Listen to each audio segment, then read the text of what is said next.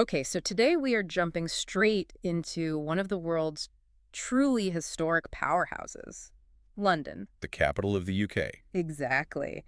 Our mission here is to take the sheer scale of this place, its history, its systems, how it all works, and really get into the hard facts that make it tick, It's an incredibly complex city, and to really get it, you have to start with the geography. where it's built. Right. London is in the southeast of Great Britain, and it's built on this relatively flat land, all centered around the River Thames. That river is key.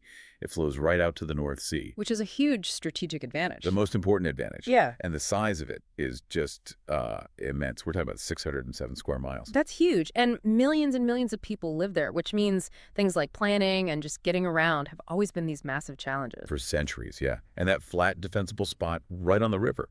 That's exactly why the Romans chose it almost 2,000 years ago. They founded a settlement they called Londinium. And they weren't just, setting up a temporary camp. This was a proper commercial and military center from the get-go. Mm.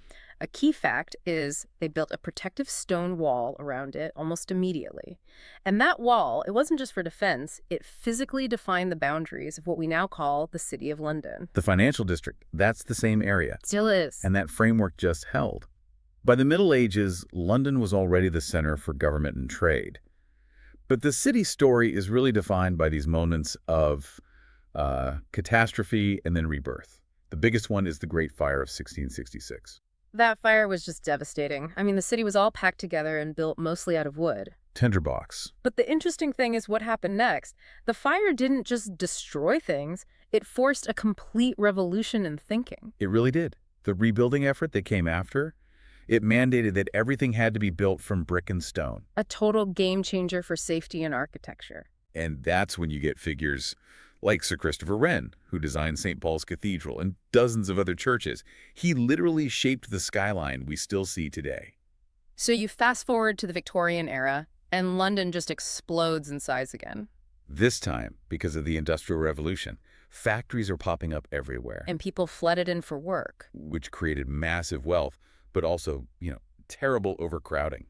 It's a legacy the city still deals with. What's incredible to me is its resilience. It got heavily bombed during World War II, the Blitz. Huge areas were just flattened, but it rebuilt again so quickly.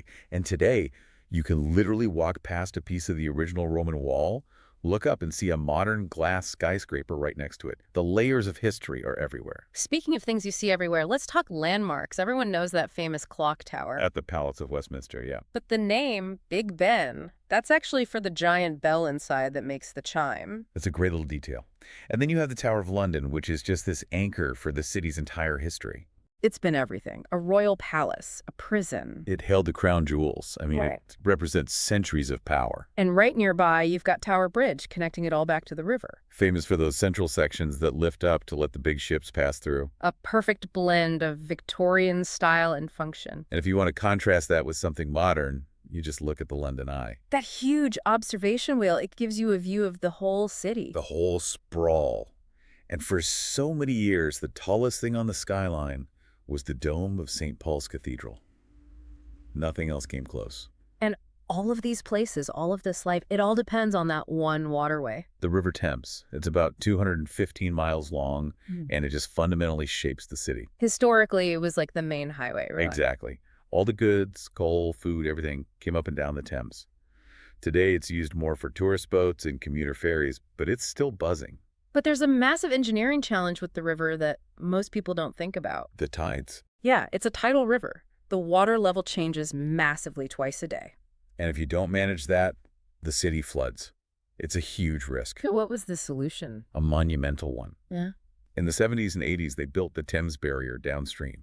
It's one of the biggest movable flood barriers in the world. Wow. It had these huge steel gates that can be raised to block storm surges and protect the city. A modern marvel protecting an ancient place. Okay, so moving away from the river, how do you move millions of people around every day? London's transport system is one of the oldest in the world. It's defined by the underground, which everyone just calls the tube. The tube. It was the world's very first underground railway, opened way back in the 1860s. It's this vast, deep network of tunnels under the streets. And above ground, you've got those iconic red double-decker buses everywhere. Right, they handle the shorter journeys, getting into all the neighborhoods the tube doesn't. Then there are the black taxis. Ah, the black cabs. What's fascinating about them is the drivers.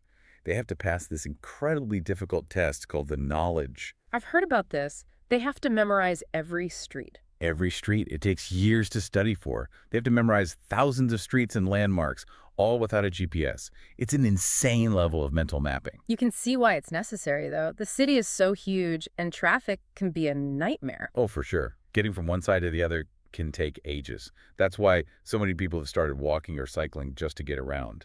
But what's surprising, given all that density and traffic, is how green the city is. It really is. It's often called one of the greenest major cities in the world, which is an amazing achievement. And that's thanks to all the huge parks, like Hyde Park, right in the center. It's massive. It has the Serpentine Lake where people go rowing. A lot of these parks were actually old royal hunting grounds that were eventually opened up to the public. You also have Regent's Park with the London Zoo and St. James's Park. With its famous pelicans. Right, and these spaces aren't just for people to have picnics. They're actual ecosystems in the middle of the city. Yeah, they're vital. Home to squirrels, foxes, all kinds of birds. It brings nature right into the urban sprawl. Okay, let's switch gears to culture and learning, because this is where London really stands out globally. For a start, it's packed with world-class museums. And here's the key thing. So many of the biggest and best ones are completely free to enter. That's a huge deal. It is. It makes culture accessible to everyone. You take the British Museum. Its collection is so enormous that they can only display about 1% of it at any time. Wow. Artifacts from ancient Egypt, Greece, all over the world.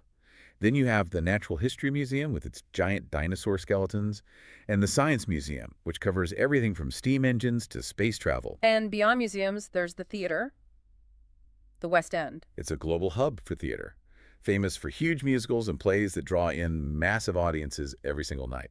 And that focus on learning is embedded right in the school system. Definitely.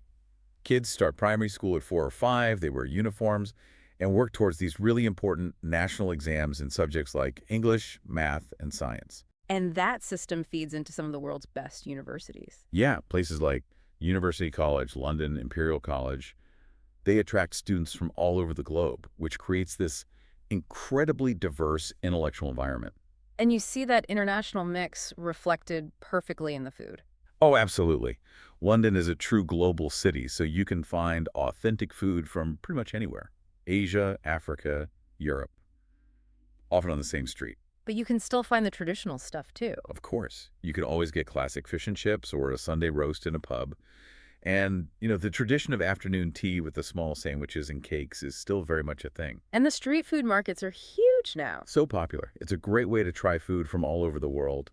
That diversity is really the main flavor of the city now. So let's talk about the money, the commerce. Right. And here we have to be specific. There's Greater London, and then there's the City of London, also known as the Square Mile. It's tiny, but it's one of the most important financial centers on the planet. It's basically its own self-governing entity within London, dedicated to finance, banking, global trade.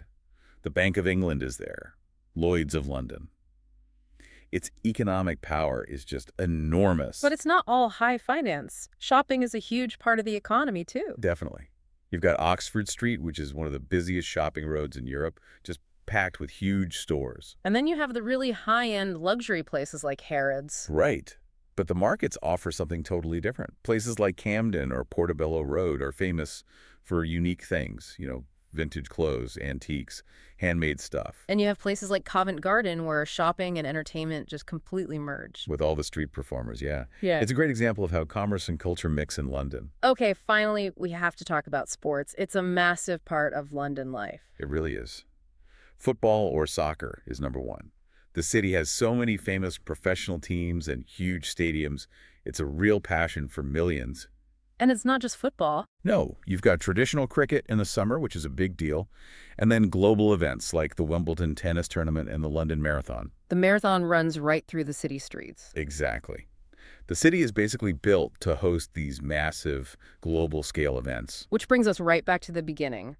London really is defined by being a global city. Over 300 languages are spoken there every single day. That diversity is what makes it feel so energetic, so constantly in motion. So to sum it up, I mean, London is this incredible dynamic engine. It holds thousands of years of history, from Roman walls to Victorian bridges. But at the same time, it's a super modern, high-speed hub for global finance, culture, and people. It really makes you think when you consider that people move there from every corner of the world for work or to study. Just imagine the incredible amount of organization and energy it must take to manage the day-to-day operations of a city that massive, that diverse, and that important on the world stage. See you next time.